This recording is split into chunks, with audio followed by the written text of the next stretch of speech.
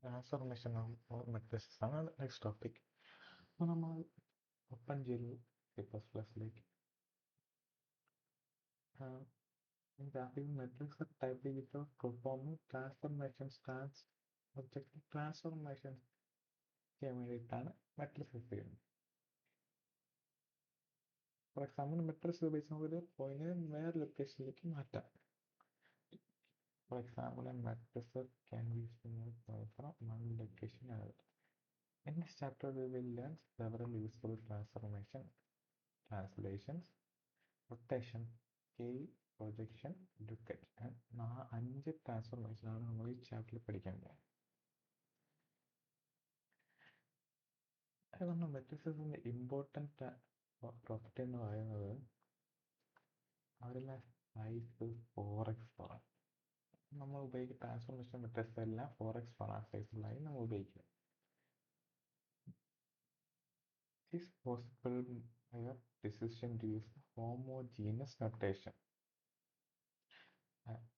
അത് homogeneous notation ഉപയോഗിക്കുക എന്നുള്ള നമ്മൾ ഡിസിഷൻ കൊണ്ടാണ് ഇതിങ്ങനെ ആയത്. Otherwise, some of the transforms would be diverse and incompatible dimensions, as we have seen.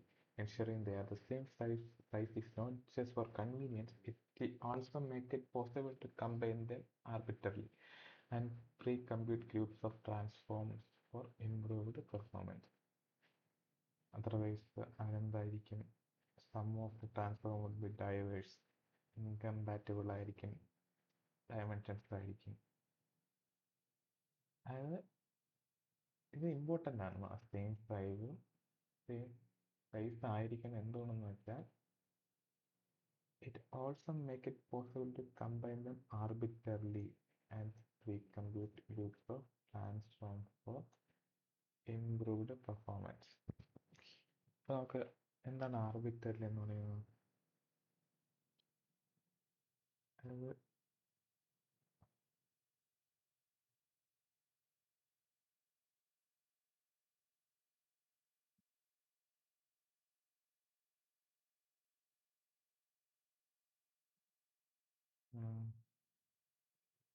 ഏകപക്ഷീയമായി, അതായത് ഒരേ ഇതായി ഡിഫറെൻ്റ് അല്ലാതെ ഏകപക്ഷീയമായി ഒറ്റ ഇതോടെ ചെയ്യാൻ പറ്റും. ആർബിറ്ററിലായിട്ട് അതായത് ഡിഫറെൻ്റ് ഡൈവേഴ്സ് ആയി കഴിഞ്ഞാൽ നമുക്ക് കോഡാകെ കൺഫ്യൂസ് ചെയ്യാൻ, ബഗ്സ് ഒക്കെ ഉണ്ടാകാൻ ചാൻസ് ഉണ്ട്. അതുകൊണ്ടാണ് നമ്മൾ സെയിം ആയിട്ട് യൂസ് ചെയ്യുന്നത്. Translation. A translation matrix is used to move items from one location to another. It consists of an identity matrix with x, y, z movements given a location A0, A1, A2, 3. Figure 3.3 shows the formation of matrix with effect when multiplied by a homogeneous point. The result is a new point moved by the translated values x plus dx. അതായത് ഇത് നമ്മളത്ര identity matrix കൊണ്ട് ഏത് matrix multiply ചെയ്താലും ആ matrix തന്നെ കിട്ടും. ഇതുകൊണ്ട് identity മെട്രിക്സിനെ multiply ചെയ്താലും ഇതായിരിക്കും. ഡിഫറൻസ് വരുന്ന എവിടെയാണ്? ഇതൊരു ഐഡന്റിറ്റി മെട്രിക്സ് ആണ്, ഇതൊരു ഐഡന്റിറ്റി മെട്രിക്സ് അല്ല. എവിടെയാണ് ഡിഫറൻസ് വരാൻ? X into t x, t x into x, y into t y, z t z, one into one. മനസ്സിലായല്ലോ?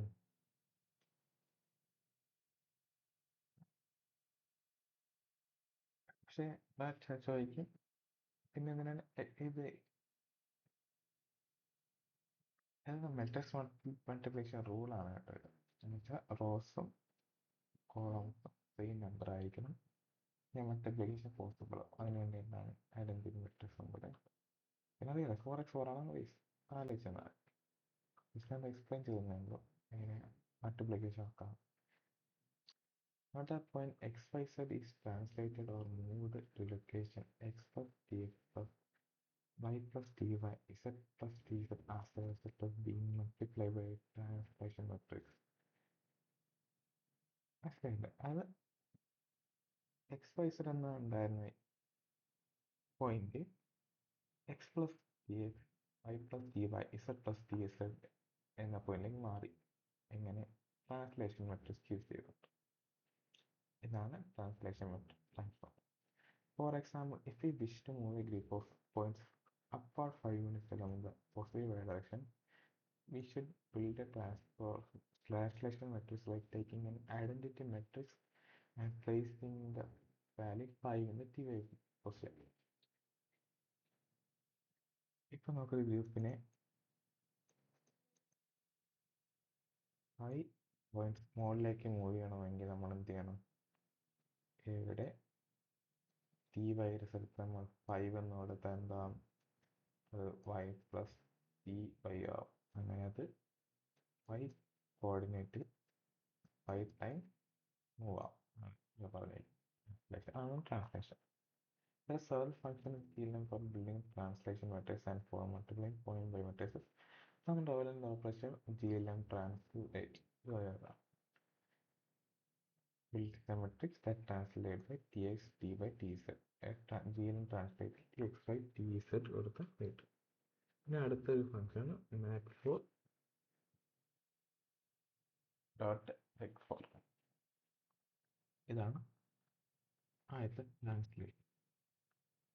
നെക്സ്റ്റ് നമ്മൾ നോക്കാം സ്കെയിലിംഗ് ആണ്. A scale matrix is used to change the size of object or moving points toward or away from the origin. Although it may initially seem strange to scale a point, objects often generally are defined by group of points. So scaling an object involves expanding or contracting sets of points. Set of points. അതായത് scale matrix എന്തിനാണ് use ചെയ്യുന്നത്? Size change ചെയ്യാൻ വേണ്ടിയിട്ടാണ്. അതായത് size change ചെയ്യാൻ, ഒബ്ജക്ട്സിൻ്റെ size change ആവാൻ വേണ്ടിയിട്ടും പോയിന്റ്സിനെ away from the ഒറിജിനിൽ നിന്ന് മാറാൻ വേണ്ടി വേണ്ടിയിട്ടാണ്. എല്ലാം സെയിമാണ്. അത് തന്നെയാണ്. അതായത് ഓപ്പൺ ഗെയിമിൽ നമ്മൾ ഒബ്ജക്റ്റ് ഉണ്ടാക്കുന്നതിന് പോയിന്റ്സിൻ്റെ ഒരു സെറ്റ് അവയാണ്. അപ്പോൾ ഇത് പോയിന്റ്സ് ഡിസ്റ്റൻസ് കൂടുമ്പോൾ ഒബ്ജക്റ്റിന്റെ സൈസും കൂടും. Scale matrix platform consists of an identity matrix with x, y, and z. Scale factors are given in location a00, a11, a22. Shows the form of a scale matrix and its effect when multiplied by a homogeneous point. Scale matrix and its effect when multiplied by a homogeneous point. The result is a new point modified by scale values. അതായത് x y z scale factor. ഇത് 3.4 എക്സാമ്പിളാണ് കാണിച്ചു തരാം. എങ്ങനെയാണ് ഇത് multiply ചെയ്യണം നമ്മൾ. അപ്പോൾ Y into X, Y into Z Y, Z into Z 1. ആണ്. There are several functions available. Governed are creation scale sx, xy, sz. sz map for into vector format. So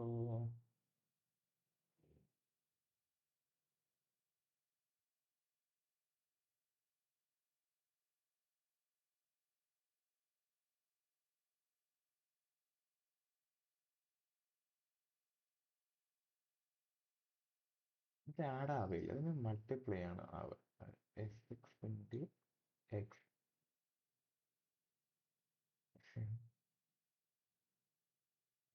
into y s seven into 1. ഇവിടെ കണ്ടു, ഇവിടെ ആഡാണ്, അതല്ല ഇവിടെ നടക്കുക. ഇവിടെ multiplication നടക്കുക. മനസ്സിലായല്ലോ? Several function multiply scale matrix transfers are relevant operations are GLM scale xx sy z എന്ന ഫംഗ്ഷൻ യൂസ് ചെയ്യാം, അല്ലെങ്കിൽ മാറ്റ് ഫോർ വെക്ടർ അത് യൂസ് ചെയ്യാം. Scaling can be used to fixed coordinate system. For example, we can use scale to determine what the left hand coordinates would be given at a set of right hand coordinates. From figure 3.1, we see that the 3.1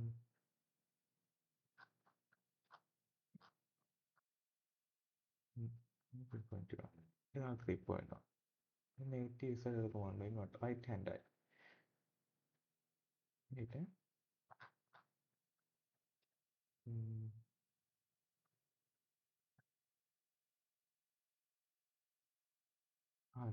negatives negating the z coordinate toggle between left hand വെച്ച right hand വെച്ച ഇസഡിൻ്റെ value മാറ്റുമ്പോൾ എന്തായിട്ട് മാറും? ഒന്നിൽ left hand system ഇസഡിൻ്റെ value അങ്ങോട്ട് പോയപ്പോൾ ലെഫ്റ്റ് ഹാൻഡ് സിസ്റ്റമായി, പിന്നെ നെഗേറ്റ് ചെയ്ത് ഓപ്പോസിറ്റ് ആക്കിയപ്പോൾ റൈറ്റ് ഹാൻഡ് സിസ്റ്റം മാറ്റി അങ്ങോട്ട് പറഞ്ഞിരിക്കാം.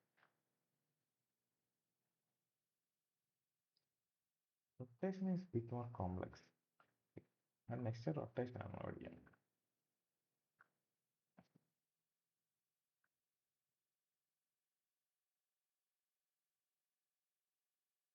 സോറി, ഇനി ഒരു ടോപ്പിക് ഇവിടെ പറയാനുണ്ട്. ഇതിവിടെ പറയുന്നത് എന്തെന്ന് വെച്ചാൽ ഇസഡ് കോർഡിനേറ്റ് കൊണ്ട് നെഗറ്റീവ് വാല്യൂ കൊണ്ട് മൾട്ടിപ്ലൈ ചെയ്താൽ എന്ത് ചെയ്യാം? നമുക്ക് left hand system right hand system തമ്മിൽ ടോഗിൾ ചെയ്യിപ്പിക്കും. അത് ഉദ്ദേശിച്ചത്. നെക്സ്റ്റ് റൊട്ടേഷനാണ്.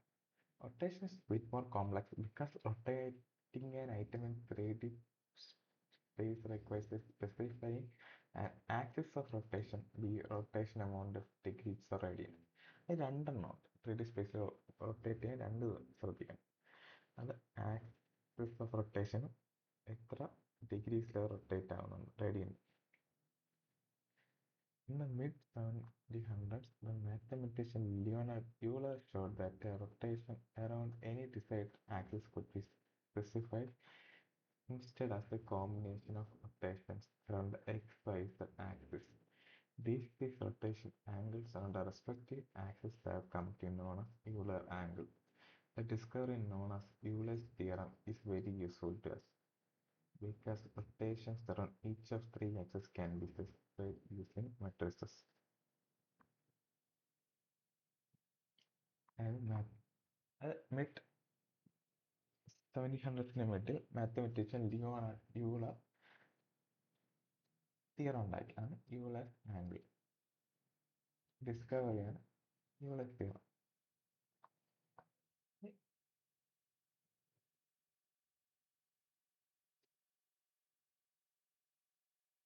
അതായത് rotation of any decide axis X Y Z ആക്സിസുകളുടെ കോമ്പിനേഷൻ അല്ലാതെ നമുക്ക് റെപ്രസെന്റ് ചെയ്യാൻ പറ്റും.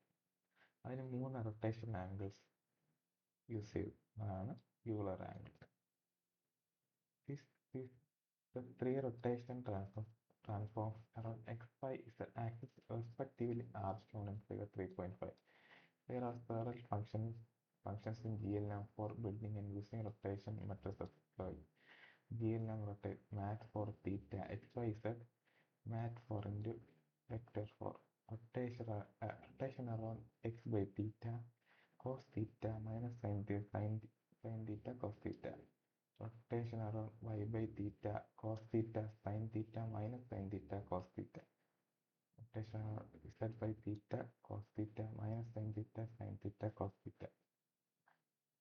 In practice, using Euler angle to rotate an item around an arbitrary line in 3D space take a couple of additional steps if the line doesn't pass through the origin. In the way, translate the axis of rotation so that goes through the origin. State the appropriate Euler angles around x, y, z into the translation of step 1.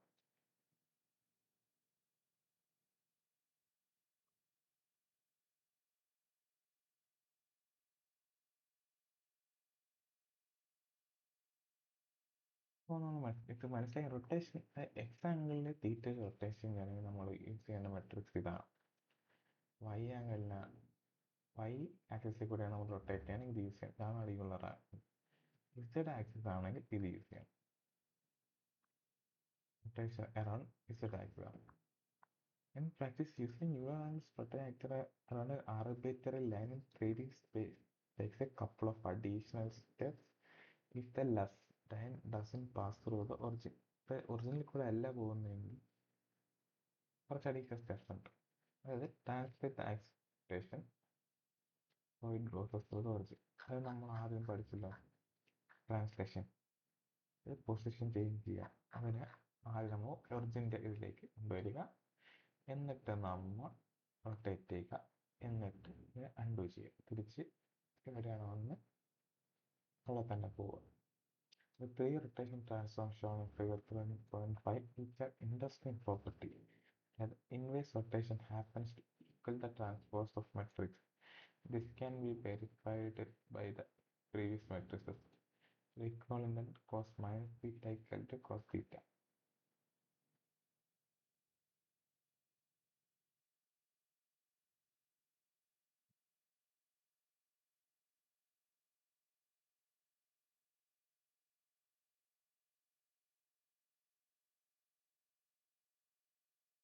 അതായത് ഇത് equal transpose എടുത്തു കഴിഞ്ഞാൽ ഞാൻ ഉദ്ദേശിക്കുന്ന rotation transform figure 3.5 each have interesting property that inverse rotation happens to equal the transverse of matrix.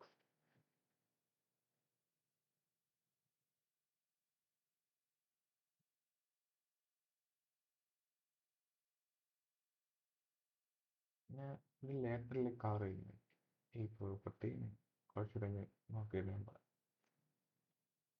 കേട്ടാ, idea കിട്ടി. Next Euler angle can cause such a electric facts in 3D graphics application.